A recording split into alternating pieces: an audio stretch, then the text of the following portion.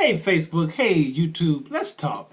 I'm all dressed up, debonair, GQ-ish, because I just left my sweetheart daughter's cotillion, and I was there, and I had noticed that there were about 4 debutantes there, and we had what's called a daddy-daughter dance that was supposed to be rendered, and well. Uh, None of the real fathers were there. You know, I think all of them were men that were borrowed, or a step, or a godfather, or something like that, or a family friend. And it brought some things to my attention about the old question of why is it that men can't commit? Men are asked that question a lot. Other than why men cheat, the commitment question always comes up. We've been dating for 15, 20 years, and he hasn't proposed to me. Well, I can't.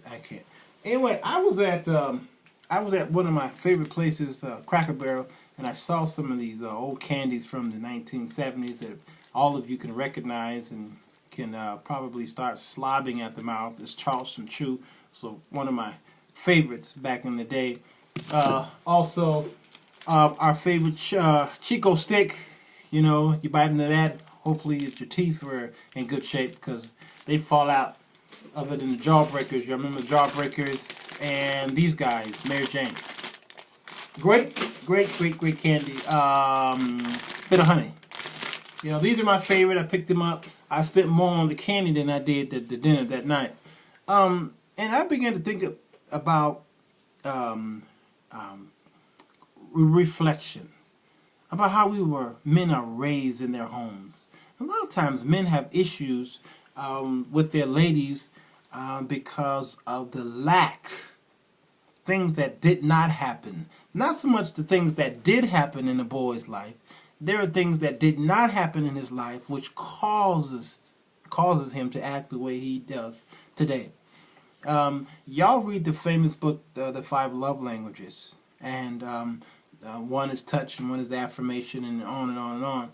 And my coming up, I noticed that my father was very present in our home. He come from the South, Jackson, Mississippi. He was one of the ones baby boomers, that black flight from the South. He was a part of that generation. And my father, he showed his love by going out there and hustling and bringing home the bacon.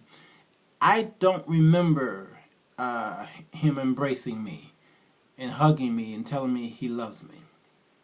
Because I realized later on in life that wasn't his love language. He wasn't touched by his father coming up. I thought he didn't love me at all, and we fought a lot, and I wound up leaving the house at the age of 17. And after I left the house, I began to look inside my house from the outside in, and began to realize that man really did love me. Extremely. He just did not know how to show me the love that I was looking for. And so as I got older, I began to really become wild, promiscuous. If you had a skirt, I was trying to sleep with you. You know, I was all over the place. And I think because I was searching for that love, that void that was inside of me. And so a lot of times women they fight with their men back and forth, cat fight, dog fight, and not sit down and ask him, you know, about his history. Tell me about your home life coming up, your siblings. Because sometimes a man, he's affected by not just his parents, but also his siblings. You know, how close was he to them? What about the next door neighbor? You know, things that happened to him, or again, the things that didn't happen. I like to read. I'm an avid reader, love to read books, especially in relationships. And I come to find out that a lot of the books that they have written in time, I could have wrote those books myself. You know, I'm looking at this book here, The End of Men and the Rise of Women by Hannah Rawson. A very good book. You who are women, y'all need to check this book out. I saw it on Amazon. I had to get it. Men Who Can't Love. How to Recognize a Commitmentphobic Man Before He Breaks Your Heart. Another great book by Stephen Carter. We all know this man. Get ready, get ready, get ready.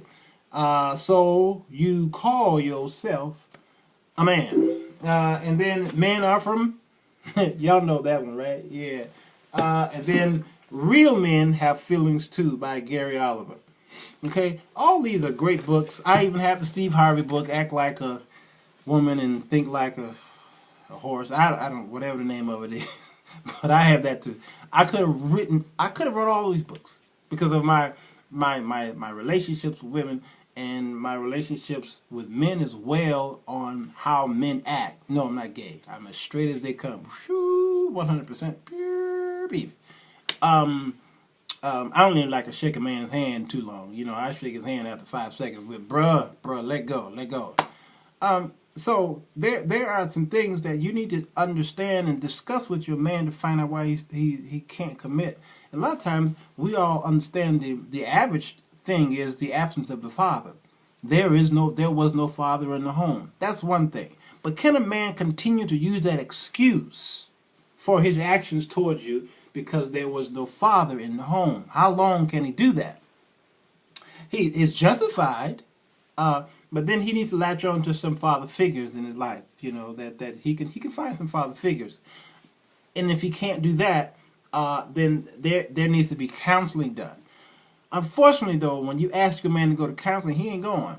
Men don't like going to counseling. You know, they feel that they know all the answers. They're a big boy. They put on their big boy drawers. That's the way I was. I'm like, why do I need to go to counseling? I'm the one that's counseling people. Why do I need to go to counseling? Not realizing I needed it the most. And when I went to go counseling, finally, after 40 years, I went to go and get some counseling. I was paying $100 an hour. Big money. But I needed it, and I realized that I needed it after the counseling sessions were over. And I only did. A good counseling is a person who listens. He listens. And then he helps you find your own answer. Okay? And then it took me back to my teenage years, and I realized some of the void that was there. So a lot of mistakes that I made was because there was a void.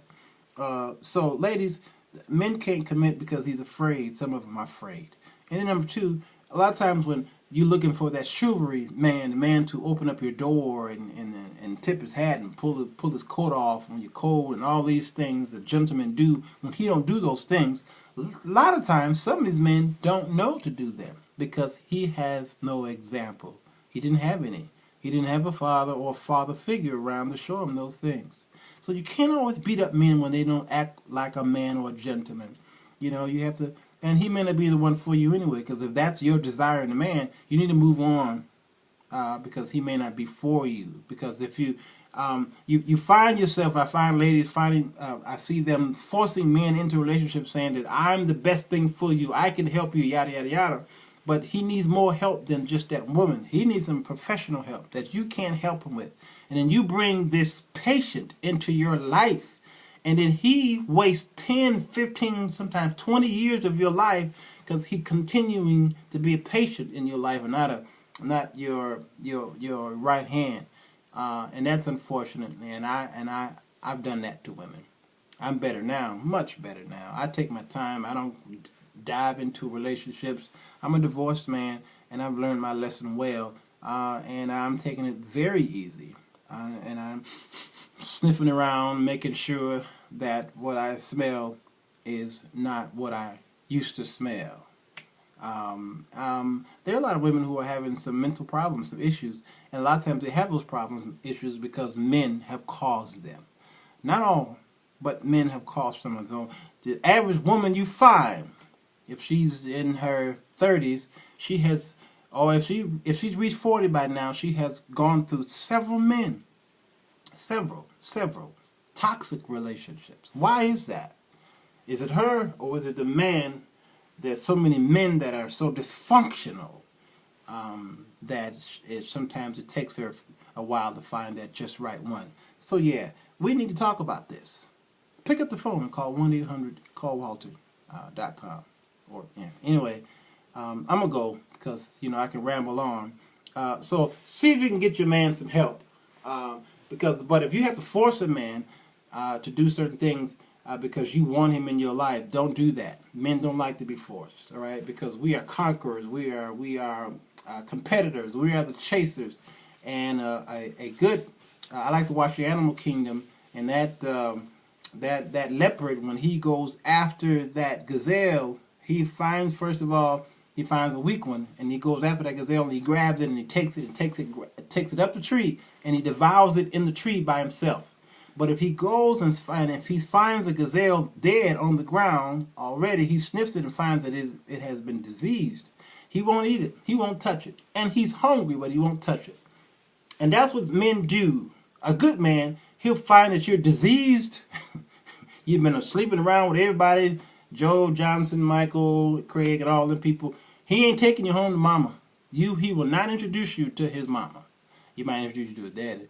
But he ain't introduce you to his mama. He's just not going to do it. So we're so much like the animal kingdom. Okay? It's the thrill of the chase. And if we feel that we caught it, then we will treat this thing with more consideration. But if we find it there on the street, already diseased, we don't want to. We ain't taking it up the tree and devouring it. No, we're not. So I hope that helped you out there. Why men can't commit? You can't take 5 men and put them in a room. Those 5 men who can't commit and give them the same answer. You can't. For the same reason why all men don't cheat the same way. For the same reason, that is. We're emotional creatures. And we'll talk about that later. Okay?